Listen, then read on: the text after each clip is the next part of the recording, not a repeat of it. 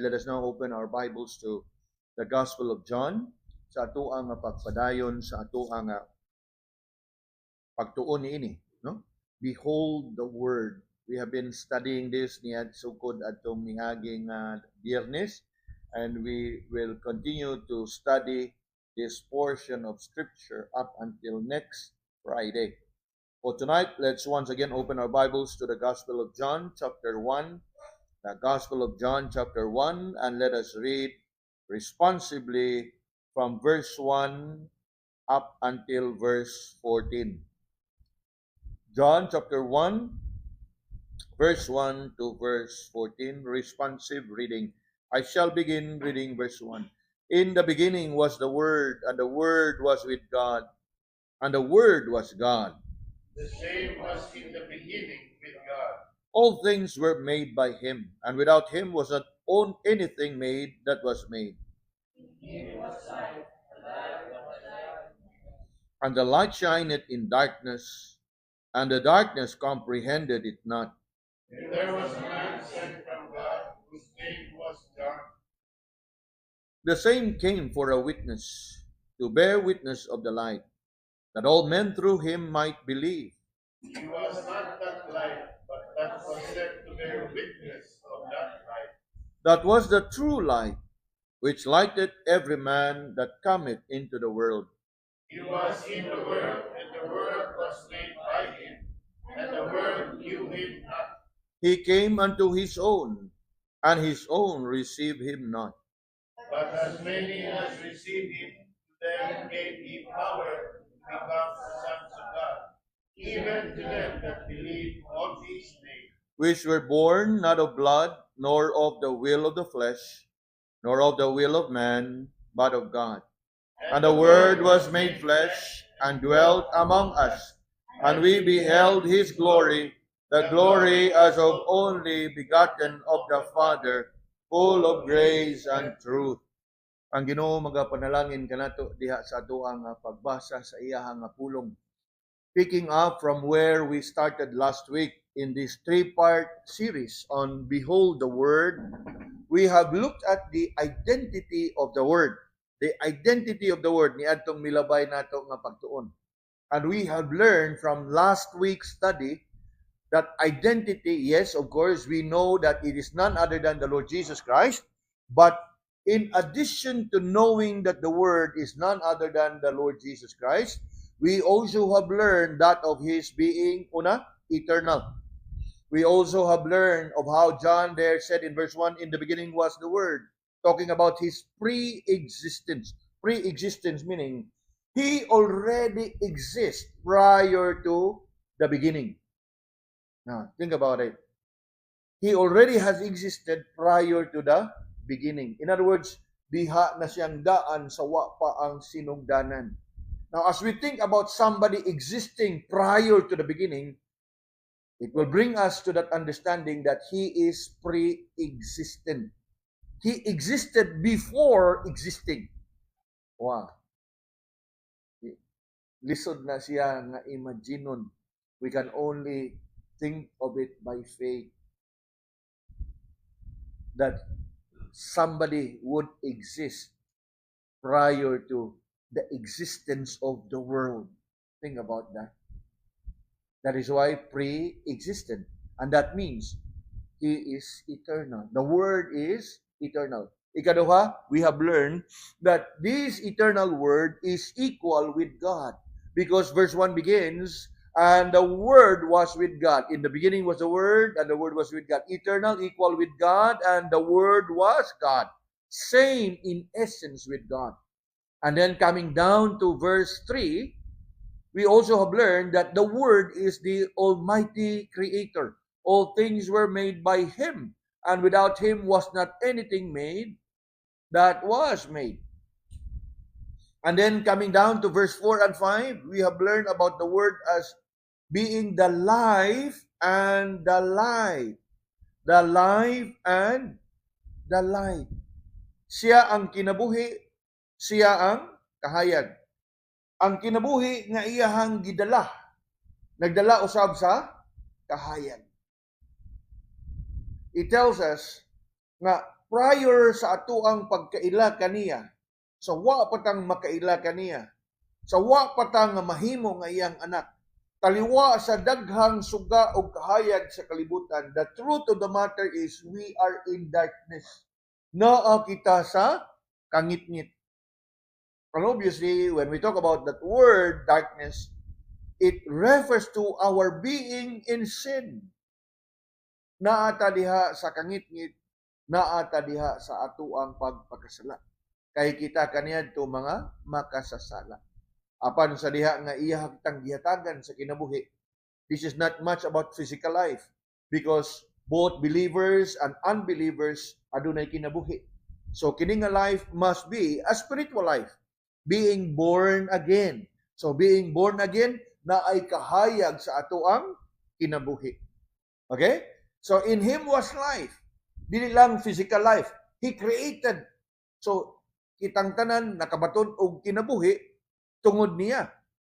Kana nga life diha is not about the physical life, but it's about our regenerated life, being born again. So that's why gauna gyud diha life and then light. Sa pagka born again nimo, nahayagan og nalamdagan ka og nga ikaw nakailas ka sa Ginoo og sa tinuod nga Dios og ikaw nahawas gikan sa kangit-ngit og nadala diha sa kahayag. And coming down to verse 6 to 7, John took time to write about John the Baptist in relation to his ministry. Iyahagi padayag diha ang kamaturan nga yes, he indeed was sent by God, but he is not the Messiah, but the messenger of the Messiah. As you can see in verse 8 and 9, he was not that light. Giklaro gyud na niya. In verse 6 to 7, there was a man sent of God, his name was John. Pero kana siya, dili siya mao ang saad o ang gisaad nga Mesiyas, kung dili siya mo gipadala nga messenger that would proclaim in advance the coming of the promised Messiah. And that is what we read in verse 8 and 9. He was not that light, but was sent to bear witness of that light. That was the true light.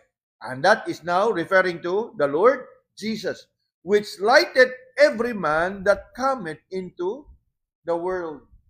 Mo kana nga ana nimo diha ma-appreciate pag-ayo kana bitaw, you know, we have memorized it by heart for sure. Apan kung ato bang lantawon, wa pa gyud nato na matugkad gyud pag-ayo. Kana bitaw giingon bitaw nga I am the way, the truth, and the life. We are familiar ana nga kon. Pero the more nga imo bitaw ng tanawon, the more you would realize nga this is really a very kanang profound truth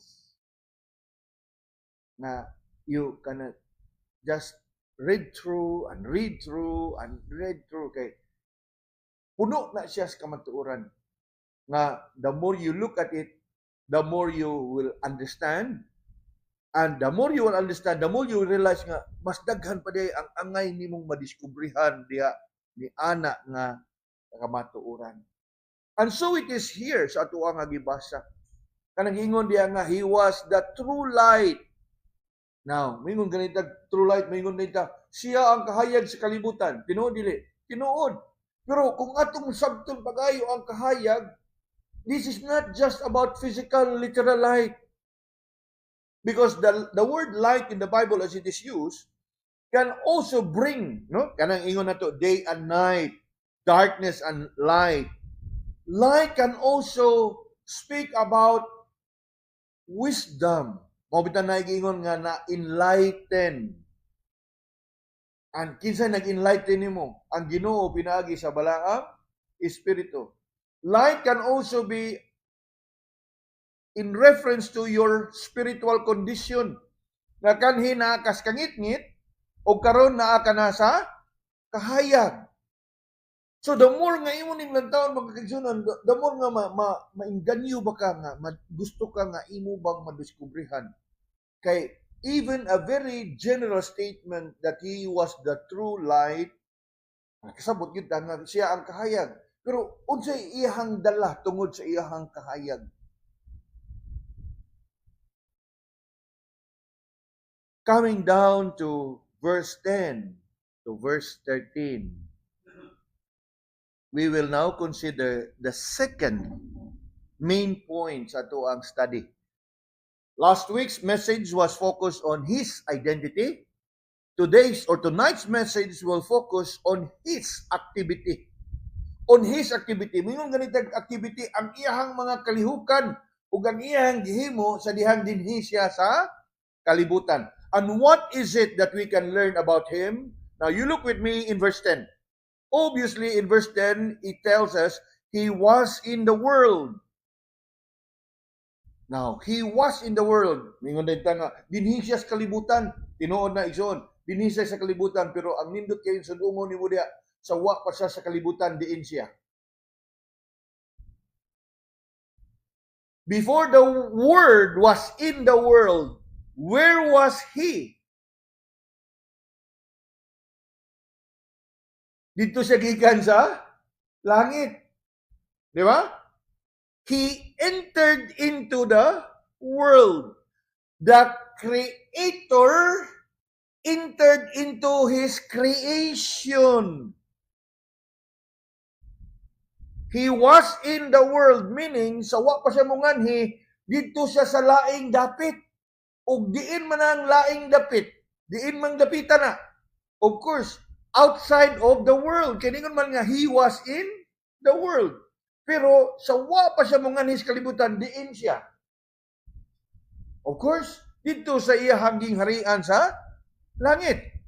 Karon, sa wa pa siya dinhi sa kalibutan, unsa man siya? Atong nasayran, di ba? His identity, in the beginning, He was with God and He was God. He was pre-existent. So kanang pag-ingon niya nga He was in the world, again, that's another profound truth. Nga magpahinumdum nato nga He was in the world, that means sa wa pa siya dinhi sa kalibutan, He was already in existence in another realm. And which realm? From eternity.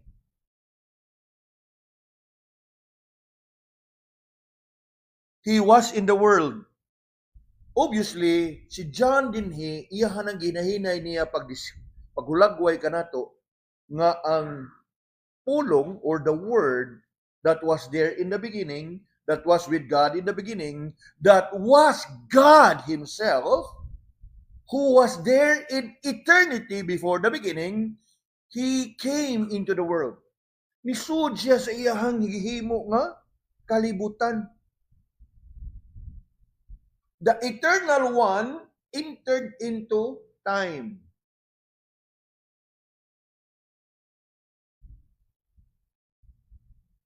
I want us to reflect upon that statement. The Eternal One entered into time.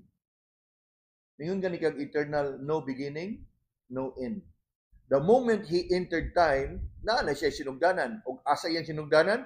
Obviously dito sa iyahang pagpanamkon. Ang pagsabak kaniya dito sa sabakan sa iyahang inahan. Diha na dayon sa iyang pagkahimugso.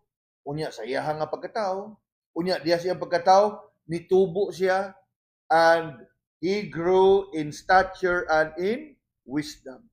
Nitubo siya, nidako siya, hangtod nga siya, naon sa, ilansang sa krus, namatay. So naa na siya'y sinugdanan, naa na siya'y katapusan. Nga naman, because the Eternal One entered time. Unya, ug naa gani ka, musod gani kag time, there has to be a beginning and there has to be an end. Now, so ayar gug adto sa mga interior kana kadanitso ninyo, di ba, dahil do ka parisan nga pizza diha. Adlaw sa iyang natawhan. Because we exist in time. Unya, ingon na gani kag time, na ginay sinugdanan na ay katapusan. And that is indeed amazing. Kaya nga naman, He used to be eternal. And He remains to be eternal. But in His being eternal, He entered into time. Iyang gibuluntir ang iyang kagalingon. Nga sudlo niya ang atong kalibutan. nga iyang hinimo. Mo na yung giingon diya sa sunod nga bahin. Look with me in verse 10 again. He was in the world. Unya, ang sunod nga bahin, unsa? And the world was made by Him. So, ug ato nang i-restate, the Creator entered His creation.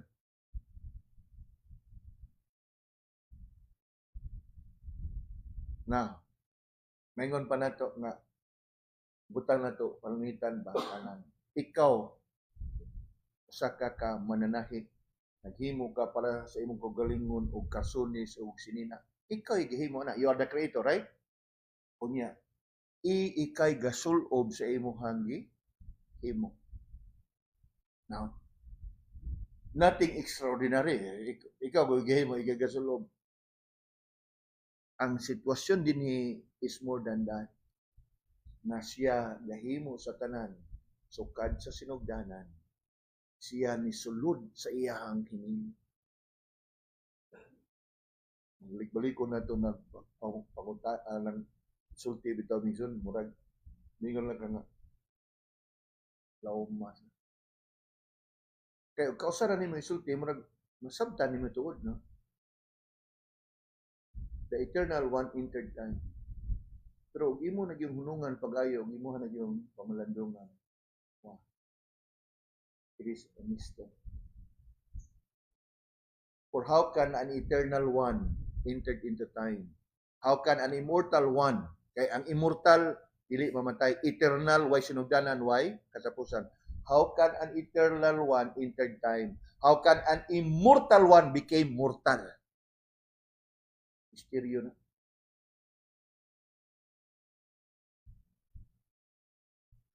And that is what John is describing here. Unsay iyahang mga kalihukan mo niyang kalihukan nga from eternity he entered into time. The Word who was there in the beginning with God and was God came into the world. And you know what it means? God from eternity entered into time, made Himself, the invisible God made Himself visible. That's another way of saying it. Ang di makita, ni pakita. As Paul wrote to the Colossians, Christ is the image of the invisible God. Now, ato ni siyang gigahinan, mga kaigsunan, para yun ba nga, I want everyone to be amazed. Kana bitaw makakita bitaw ta og mga salida usahay nga kana mga superhero ngigasa. I hope nga sa atong pagpamalandong ani ba, it cause us to be amazed nga ngigas Ginoo sa.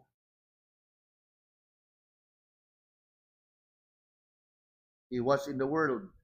Bisan pa man og ang kalibutan nga iyang gisudlan iyahang hinimo. Now, when the first part of the verse says he was in the world, so ang Ginoo nahimong tawo. Made Himself visible in the fullness of time. Put on Himself humanity. Nahimo gid siyang tao. Pero importante diri nga itong sayron, mga kaigsunan, nga sa iyahang pagpakatao, wa niya hugkasa ang iyahang pagka-Ginoo. Now, I want us to listen carefully kay naay uban nga mga pagtulunan ug naay ubang pundok nga moingon nga si Kristo tao dili Ginoo. Kay nga naman, kay nagpakatao man siya. Now, dili na mao ang pasabot ani. Sa iyahang pagpakatao, wa niya talikdi ang iyahang pagkadiyos. Kung dili sa iyahang pagkadiyos, iyahang gisuluban sa iyahang pagkatao. But in history of the church, aday uban moingon nga si Kristo dili mamahimong tao kay mamahimong tao usa na siya ka makasasala. There is that heresy that is called Gnosticism. During the time of John, even in his writing, John was actually refuting this erroneous teaching nga si Kristo wa mahimong tao. Kay di siya pwedeng mamahimong tao. Kay the moment nga mamahimo siyang tao, dili na siya magpabilin nga Ginoo. Kay ang tao kuno dakong makasasala. Tinuod, apan ang atong Ginoo sa iyahang pagkatao, He was born of a virgin. Muna nga bililhon kay ng pagtulunan that He was born of a virgin. The virgin birth of Christ. And that is what distinguishes his birth from the rest of human birth. Nga nahimo siyang tao pero wa niya ma-inherit ang original sin gikan kang Adan. And so dili na siya dakong babag nganong dili siya mamahimong tao. Sa usa-usab nga bahin naay mga pundok nga nituo nga dili gyud mahimong tao si Kristo kay ug si Kristo Dios dili gyud siya mahimong tao. Sa usang bahin naapoy mga pundok nga nagtuo nga si Kristo tao ug dili Ginoo.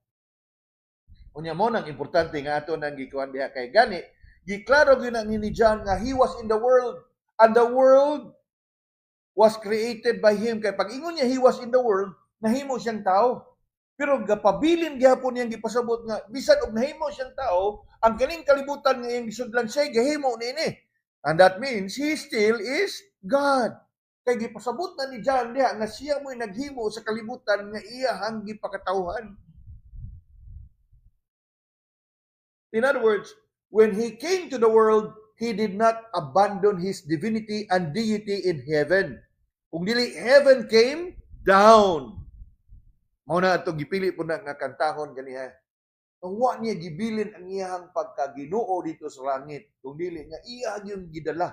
Gani ningon diha, we beheld his glory. Later on ato na malantawan in next week's message. We beheld his glory. Ang himaya, kagisang himaya, the glory of the Father. Only begotten of the Father.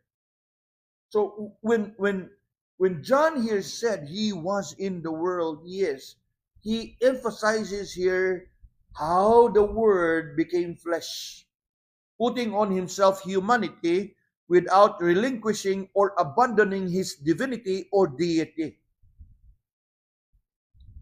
In other words, Jesus remains to be God samtang dinhi siya sa kalibutan. Mo kanang the Word was made flesh. Ug ato kanang makita diha tataw kayo nga gi-emphasize gyud ni John the fact that he was the almighty creator when he said in the next part, and the world was made by him. Dinhi siya sa kalibutan, nahimo siyang tao dinhi sa kalibutan, pero siya mo'y naghimo sa kalibutan.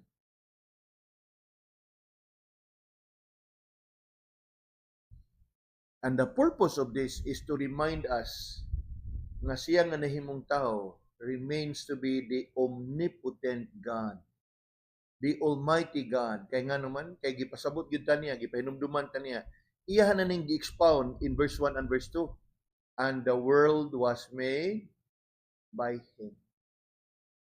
Meaning, samtang tinuod nga nahimo siyang tao, but the Word is not a created being. Because he is the creator of all things.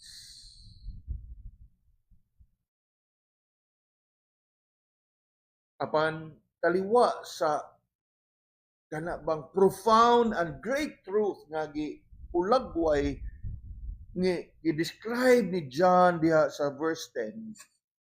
It is just sad that while he came into the world for the very purpose of saving people in the world, you look at the last part. He was in the world and the world was made by him, but what? The world knew him not. Knew him not. Now, kanang word diha nga knew him not, mga kaigsunan. It's not about nga wa siya mailhi sa kalibutan. Ang kinudanay is wa gid siya ilha sa kalibutan. Meaning, he was rejected.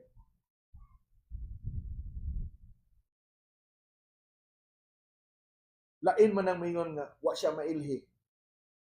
Lain ko nang mingon gyud ka nga wa ilha. Purposeful. Tuyo gyud nga wa gid siya ilha.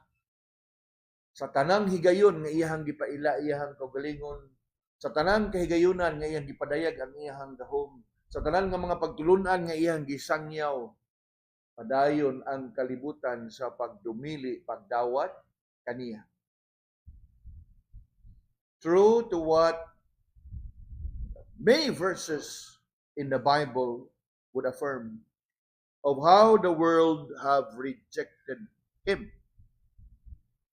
So, despite all his activity, he came into the world, he ministered unto the people, performed all miracles, signs, and wonders, nakatudlo sa mga kamatuoran, padayon nga nakikinami, nagapadayag sa iyahang kaugalingon, and yet, ang kalibutan, wa yun mo ila kaniya. So, he was in the world. The world was made by him. Yet, the world knew him not. Gani, mga kaigsunan, mo ka na nga even up until now, sa mga panahon sa Pasko, bisan pa man, o halos tanan, yung pangutanon nga nung naghandog na tao ang Ginoo. You look at their way of celebrating it. Nothing to do with the Word. Nothing to do with Christ. Nothing to do with that biblical account na ang paghandom sa Pasko, ang paghandom sa Ginoo nga nagpakatao. The Word was made. Nga naman, dili tungod kay wa siya mailhi sa kalibutan, kung dili wa gyud siya ilha sa kalibutan. Purpose.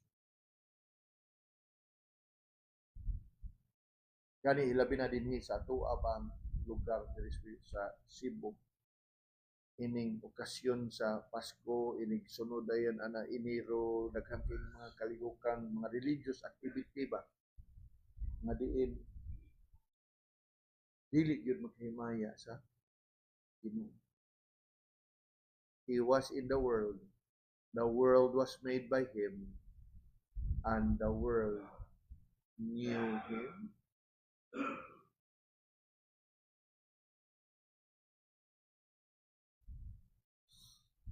It is indeed sad because he was rejected by the world, and the world that was created by who?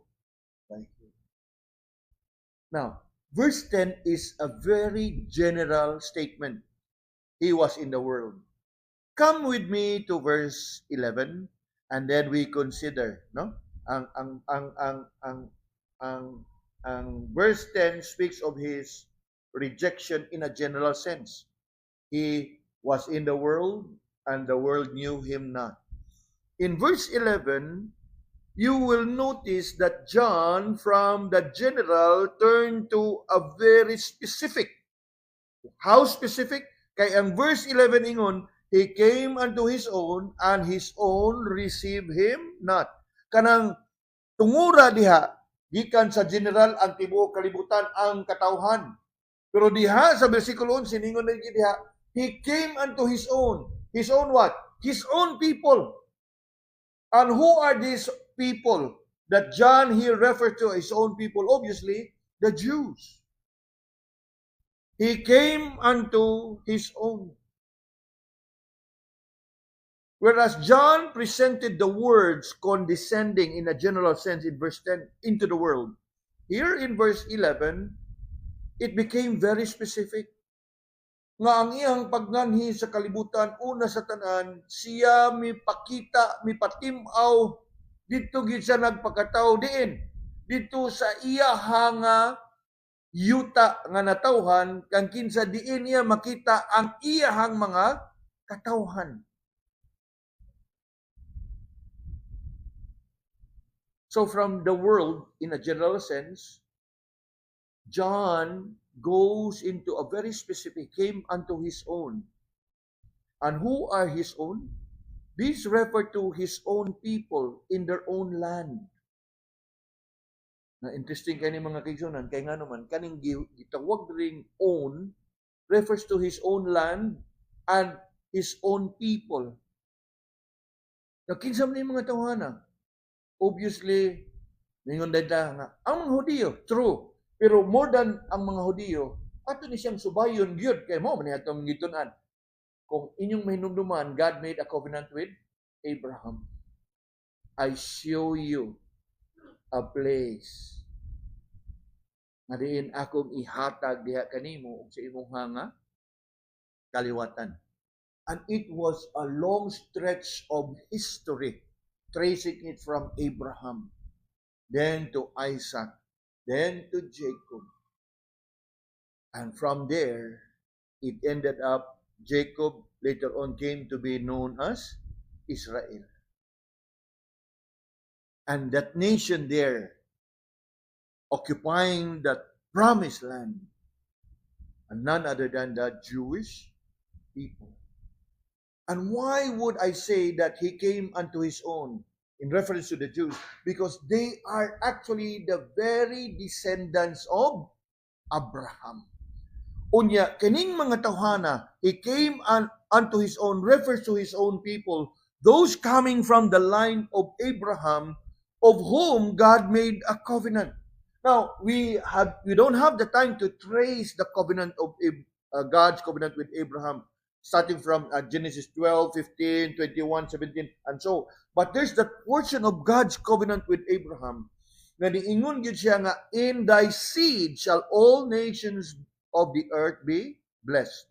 Let's turn to Genesis 22 and verse 18. Kay kining Abrahamic covenant, mga kaigsunan, can be found in many passages of the book of Genesis. But to save time,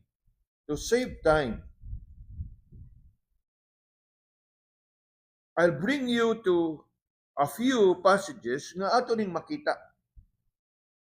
Genesis 22 and verse 18.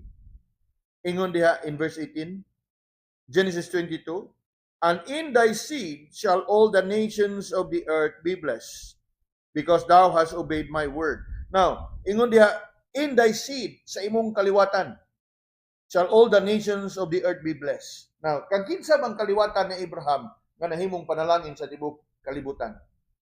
Kang Isaac ba? Kang Jacob ba? Kang Joseph ba? Kinsa man nga kaliwatan ni Abraham nga mamahimong panalangin sa tanang kanasuran, sa tanang kalibutan. That is interesting, right? Now, move on to chapter 26. Genesis chapter 26, and look at verse 4. Follow carefully. Ingon diha, and I will make thy seed to multiply as the stars of heaven, and I will give unto thy seed all these countries. Now, obviously, in reference to the line of Jacob, Israel, mga Hudiyo. Pero the last part, and in thy seed shall all the nations of the earth be blessed. Kinsa man sa kaliwatan ni Abraham, kinsa man sa mga Hudiyo, ang nahimong panalangin sa tibok nga kalibutan? Isaac ba? Jacob ba? Joseph ba? Kinsa? In thy seed, sa imong kaliwatan. And that explains nga nung gitawag na siya, and he came unto his own. Kay kanang iyahang gipakatawhan nga yuta, ang mga tao nga namuyo diha iya ginang kaliwatan, kay gikan siya anang kaliwatan ni Abraham. In other words, wag yung pwede makapangangkon ani nga among si Kristo Pilipino, gikan Pilipinas. Ang uban mangangkon nga gikan nga Amerika, dili gyud ka kapangangkon kay na ginay kasubayan diha. Di ba nabi tayo sa kapastor diri nato nga to anaron menos priso kay siya kuno ang anak si Ginoo. Dili na nimo matuis. Now, one more verse. Chapter 28 and verse 14. Musanay ang kaliwatan ni Abraham. In verse 14, ingon diha, chapter 28, and thy seed shall be as the dust of the earth, and thou shalt spread abroad to the west, and to the east, and to the north, and to the south, and in thee, in thy seed, shall all the families of the earth be blessed. Kinsa man nga kaliwatan? Gani mga kaigsunan, daton gyud mo ani dinhi. Dili lang gyud ni siya sa kaliwatan ni Abraham nga mga Hudiyo. That would, kay nga naman, ang mga Hudiyo di man nimo makita sa tibuok kalibutan. Mas makita pa nimong insik o Pilipino sa tibuok nga kalibutan. Kini maghatag natong kasayuran nga bisan og dili ka Hudiyo physically by right gikan kang Abraham, kung ikaw iya kang Kristo, you are also children of Abraham. Now, naglantaw na magita ng seed, and I am sure nga bisan sa paglantaw pa lang nato ana, naghatag na gina natong kasayuran nga way laing kaliwatan si Abraham nga nahimong panalangin sa tibuok kalibutan kundi si Ginoong Jesu-Kristo. Pero ato gyud tan-awon kanang ingon pa sa uban litra por litra. Okay, ato oblihon. Galatia 3:16. Kay ningon na magida, thy seed, thy seed, thy seed. Na atong lang taon. Galatians chapter 3 and verse 16. Nata diha. Tutuki pa kayo ha, ningon. Now to Abraham and his seed were the promises made. He saith not unto seeds as of many, but as of one, unto thy seed, which is who? Christ.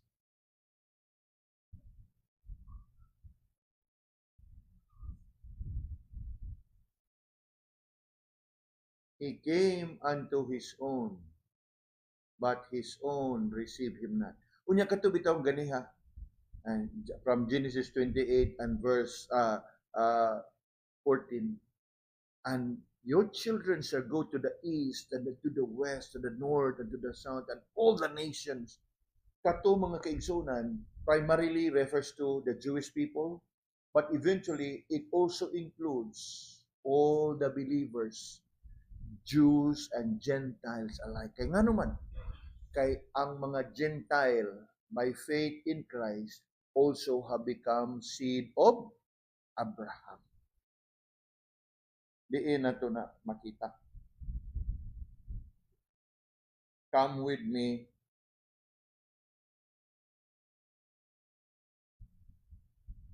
to Galatians, still in chapter 3, but come down with me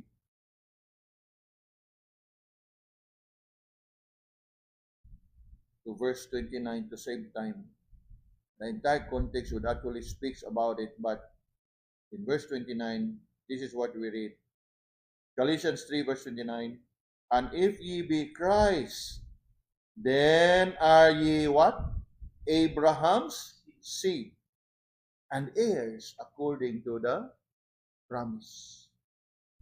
So kung imo ginintunan pagayo, even katong giingon sa Ginoo sa Genesis, while primarily ang atong masud sa atong una ang mga kaliwatan ni Abraham nga mga Hudiyo.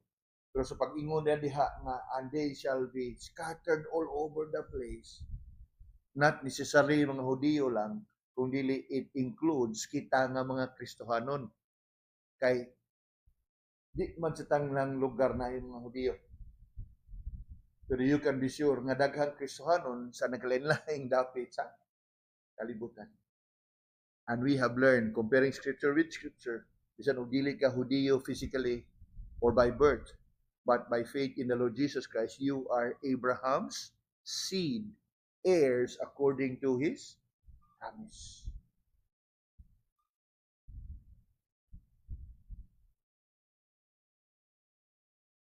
But the sad thing is, sa kandako kayo nga pribiliyo, kadagaya kayo sa mga panalangin, tanawa ang verse 11. He came unto his own, but what happened? His own received him not. So verse 10, rejection.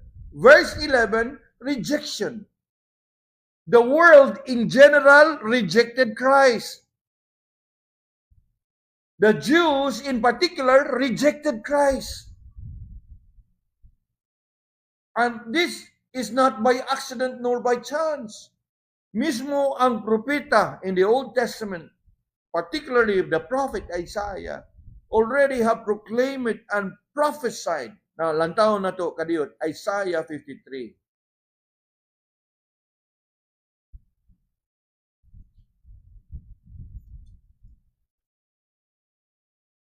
Isaiah 53. And look with me at verse 1 to verse 3. Ingon diya, who hath believed our report? And to whom is the arm of the Lord revealed? For he shall grow up before him as a tender plant, and as a root out of the dry ground. He had no form nor comeliness. And when we shall see him, there is no beauty that we should desire him. Verse 3, he is despised. And then what? Rejected of men, a man of sorrows, and acquainted with grief. And we hid, as it were, our faces from him. And he was despised, and we esteemed him not. We hid his face. Remember, a while ago I mentioned, na dili, wa na pasabot nga wa siya mailhi, ko dili, wa gid siya ilha. Kadumili gyud gitabunan, wa ko kikita, wa ko kailah. Purposeful.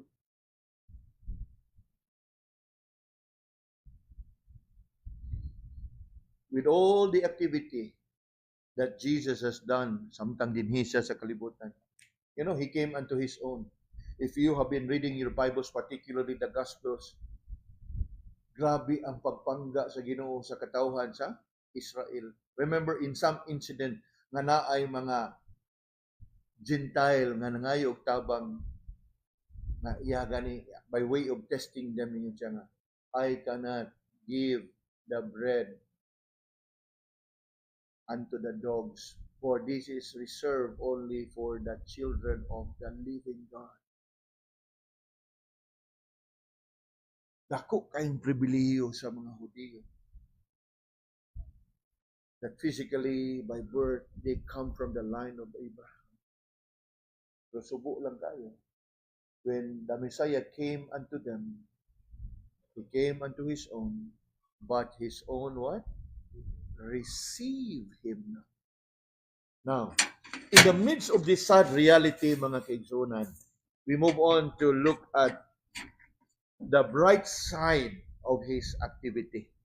Nga samtang ang kalibutan nagdumili sa pag-ila kaniya, ang iyahang mga kaliwatan nagdumili sa pagdawat kaniya. Come with me to verse 12. But as many as receive him, what? He gave power to become the sons of God. While the common response among his people was that of rejection, the Lord, in his own good pleasure, extends privilege or right unto those that would receive him. And who are those that would receive him? Those that would believe in him. Now, duha man guna ka word din ha. No? Receive and believe.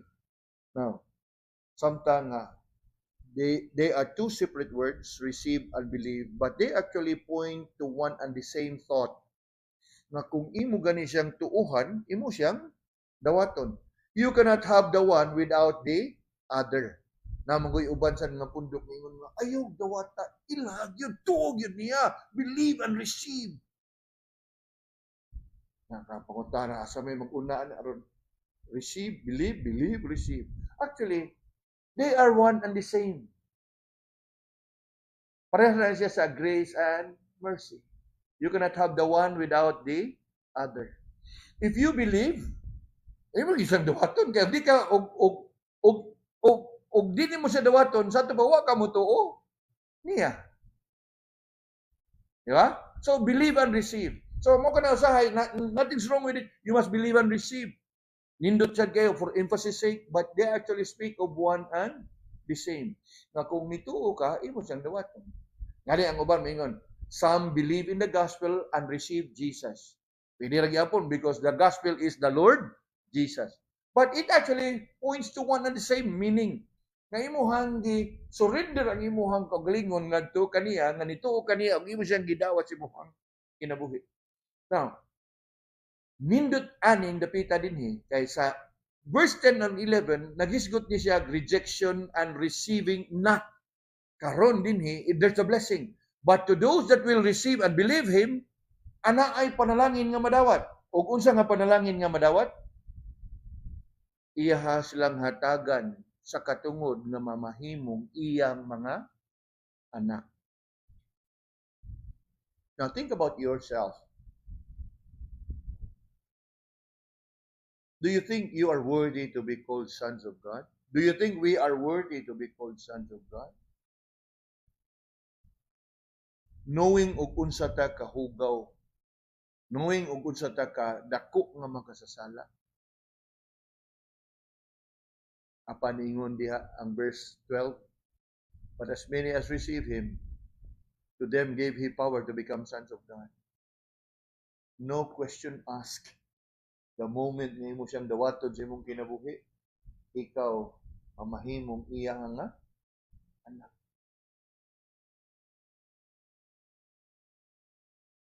Gani matag karon og unya makadungog tag mga sugilanon ang uban po true to life story nga sukad karon wa na koy anak nga ngan og kuan. Di ba no? Ngano nga tungod sa kadako siguro nga kasalanan nga atong na buhat. Sugod karong adlaw wa na koy anak. Ngan landing ka. Wa na koy anak ngan. Pero sa Ginoo sugod karong adlaw sa unsa kadako sa imong sala kay ikaw miila ka nako nga Dios, ikaw akong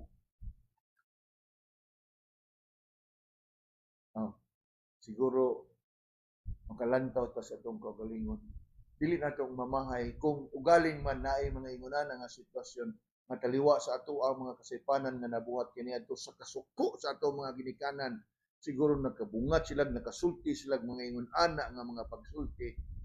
Apan diha sa atong Ginoo. Bisan unsa kadako ang imong sala kung ikaw mo dangog kaniya, muila kaniya, wa na ipupangutana, ikaw hatagan niya sa katungod nga mamahimong iyahang. So sinugdanan ining atong meeting kaganiha, I've read a portion of scripture. Dadto mo kadiyo dito. 1 John chapter 3. 1 John chapter 3. And you look at verse 1. Tutugi pa kayo ha? 1 John chapter 3 verse 1. Ingon diha, behold, what manner of love the Father had bestowed upon us, that we should be what? Called the sons of God. Kana ba unsa kadako sa gugma sa amahan nga iya tang giila nga iyang mga anak. Unya lantaw ang nabiling bahin sa maong verse. Therefore the world knoweth us not, because it knew Him not. Di ba anggit-anggit sa atong basa karon? He was in the world was made by Him, and the world knew Him not. Apan bali na lang og wa ta ilha sa kalibutan, bali na lang og di ta mailhan sa kalibutan, basta sa matas Ginoo kinsa ka? Anak sa Ginoo. Now, siguro di na ginahanglan pangutan-on asa may imong gusto, anak ka sa kalibutan o anak ka sa Ginoo. Bali na di ta ilhon sa kalibutan, bali na di kita mailhan sa kalibutan, basta sa matas Ginoo iya tang mga anak. What a privilege. As John Calvin would always say, the Son of God became the Son of Man, that the sons of man will become sons. O aninduta kayo sa pagkahulagway. Ang anak sa Diyos na himong anak sa tao, aron nga ang mga anak sa tao mamahimong mga anak sa. That's the blessing. That's the activity. And we know very well nga kining tanan nahimugso og nahimong posible tungod sa tanan nga gihimo sa Ginoo sa dihang dinhi siya sa kalibutan. His activity, life, suffering, death, His resurrection. That was all the activity of Christ while He was in the world. ug para kang kinsa ning tanan nga iyang himo para kanato nga iyahang nga mga pinili nga iyahang pagaluwason. And why would I say nga iyang pinili nga iyang pagaluwason? Kay kini nga kaluwasan mga kaigsunan gasa ni gikan sa Ginoo, dili ni atong binuhatan ug di gid nato pwedeng mahimo para sa atong kaugalingon. Ano man? Kay in verse 13 gihan-ay ginapag-ayo ni John ug sa unsang paagiha nga ang usa ka tawong makasasala mamahimong anak sa Ginoo. You look at verse 13. Which were born, nahimo kang anak sa Ginoo, you are born not of blood, not by physical sense. Ingon pa diha, verse 13, nor of the will of the flesh. Dili kabubuton sa tao, dili imong kabubuton. Ingon diha, which were born not of blood, nor of the will of the flesh, nor of the will of God, apan kaginsang kabubuton, but of God. Wow. Unong tagkadiyon. Nahimo tang anak sa Ginoo. Kay iyahang kabubuton ug katuyuan nga iyahatan ilhon na anak. Now, niyatong Domingo gihatod kong Brad Preston dito sa Pantalan. Go Brad, pagpili na mong kanang kantahon para sa Christmas pre-service. Siya, okay ka na, Pastor. Bisa katong ko, katong, why have you chosen? Ikaw nga, para Pasko man. Pero, murag, nabati na ko nga murag, na ay kahulugan ba, o murag ni tuhop sa iya siguro ang kahulugan sa kanta ba. Why have you chosen me? Lantawa ra gud na diha, nahimutang anak sa Ginoo, not because we are worthy. Nahimutang anak sa Ginoo kay dili wa ta nang ambisyon nga Lord himo ako imong anak. Wa sa ta mo presentar niya kay ngano man partilayo ka natong espiritu sa Ginoo sa una. Kabantay mo na. Mao na sibot pasabot ni John diha. Not by your will of the flesh, not of blood, nor of the will of God, man, but whose will? Of God. Wah, kanindot kayo. Sa iri mga kaigsunan nga wagi tao, wagi ni bisag usa ka nila nga mamahimong anak sa Ginoo sa iyang kabubuton. Iya gina kabubuton sa Ginoo nga ang usa ka makasasala, makaila kaniya, makabaton sa kabag-uhan sa kinabuhi ug na mamahimong anak sa Dios. Mo kana nga samtang kita sa tong kaugalingon nga nakaangkon na niini nga panalangin, padayon tan gaampo para sa itong mga mahal sa kinabuhi, di ba? Padayon tan gasangyaw nga ito nila, witnessing sa hinihinay nga itong ma-share nilang kamatuoran, apan labaw sa tanan, ayaw gyud paghunong sa pagampo. Lord, ikapa ang ilahang mga kasing-kasing. Kay bisan pa man og pangugatan nato na sila, kung dili gina sila lihukon sa Ginoo silang kasing-kasing, di gina sila mudawat sa kamatuoran. Kay ngano man, ang tao mamahimo lamang anak sa Ginoo by virtue of what? By faith. And kinsa ra may makahimo sa pagdawat sa atong Ginoo. Na klaro mag-ingon da verse 13, we are born not of blood, nor of the will of the flesh, nor of the will of God.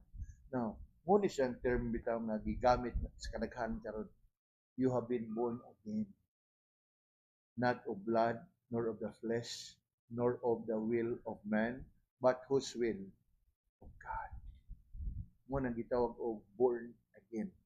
And that born again experience in the Bible and in theology, it is that term used to put it is that word regeneration. You have been given a new life. You have been quickened by the Lord. Now, asa na nato makita? Ablihon nato sa makadiyot ha? John chapter 3. Nata sa John chapter 1, let's move on to John chapter 3. Familiar tani nga verse, I believe. In verse 3, nangingon diha, there was a man, nahibaw tas context ani, Nicodemus nangutana kaniya, unya iyan tubag in verse 3, Jesus answered and said unto him, verily, verily, I say unto thee, except a man be born again, he cannot enter the see the kingdom of God. Nicodemus said unto him, How can a man be born when he is old? Can he enter the second time into his mother's womb and be born? Of course, ato nabasahan ka ganiya, not born of blood, not of the will of flesh, not of the will of man, meaning not physical rebirth, kundi a spiritual rebirth. Verse 5, Jesus answered, Verily, verily, I say unto thee, except a man be born of water and of the Spirit, he cannot enter into the kingdom of God. That which is born of the flesh is flesh, and that which is born of the Spirit is spirit. Marvel not that I said unto thee, ye must be born again. How to be born again? Mo ni siya. It is by the working of the Holy Spirit, the working of regeneration. Not of blood, nor the will of the flesh, nor of the will of man, but by the will of God. Come with me, one more verse. Titus. Titus chapter 3. And look with me at verse 5. Maybe we look at verse 4. Verse 4 also would remind us how the Word was made flesh. You look at verse 4. But after that, the kindness and love of God, our Savior, toward man appeared. And who appeared? The Word was made flesh. Now, verse 5. Not by works of righteousness which we have done, but according to His mercy, He what? Save us. So how are we saved? By His mercy. By His working in our heart. And how did He work in our heart? Ingon diha, according to His mercy, He saved us. And how He accomplished it? By the washing of regeneration and renewing of the Holy Ghost. Now, iya kinitanan sa Ginoo mga igsoon. Mauni siya yung nakahimo nato nganong nakahimo tas lakang sa pag-believe and receive the Lord Jesus. Not by the will of man, but by God. Now, we have been looking at the activity of the Word. This is it. What is the activity of the Word? To those who would receive Him, to them gave He the power to become sons of God. We have been looking at these verses, mga kaigsunan, and I hope you are able to see for yourselves the activity, the work of God, and the word, but the will of God. Amazing. Although mo ka na nga, atog yung isang yaw ang ebanghelyo. Kunya, atog yung isang yaw with much prayer nga dawaton sa tao. Although murag familiar kay ta nga padawatas Ginoo. Now, murag dili kay ko kampante anang padawatas Ginoo. Kundi ato ampuan nato nga lihupon siya sa Ginoo. Eh nga naman kay ang pagdawat sa Ginoo lagi dili kabubuton sa tao. Iya na sa Ginoo. Yes, I know it's a common practice in evangelism. Dawat ang Ginoo para maluwas ka. Apan, kanindot kayo nga inigsang yun, mo bitapan naman. Hindi mo lang yung Panginoon, Lord, tapang sigasing yan.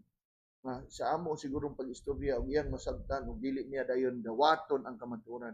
But by and by, sa paglamdag, sa balang espiritu, diya sa kasing-kasing-kasing, na sa iyang oras o panahon nga gitakda, siya mo dawat kang Ginoong Jesus. Now, mga kaigsunan, we have indeed looked at this portion of the text and considered the activity of the Word dinhi sa kalibutan. Thanks be unto God kay ang kaluwasan iya gyud tanan sa Ginoo. Salvation is of the Lord. Ang iya haragyong gisangon kanato ag pangsangyaw niini ngadto sa kalibutan. Unya, what an opportune time to preach and proclaim the message of Christmas, the message of the gospel, ining panahon nga ang kalibutan daw nagsaulog sa Pasko. Although we don't agree and conform to their ways and practices. But just the same, let's seize every opportunity in this season and the occasion nga ang kalibutan usab daw gasaulog sa Pasko.